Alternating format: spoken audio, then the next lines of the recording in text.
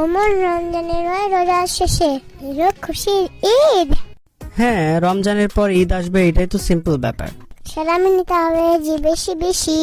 মানে কি বুঝলাম না তো। বুঝবে না, বড় হও।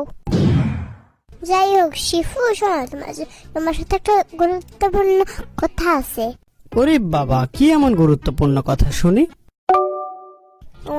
ঈদের সামালিটা দিয়ে দাও ফট করে। আরে ওইটা সামালি না, সালামি হবে।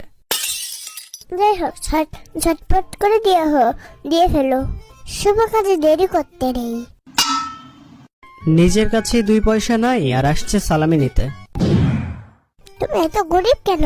টাকা নেই তো ভাঙ্গা খালা নিয়ে রাস্তায় বসো।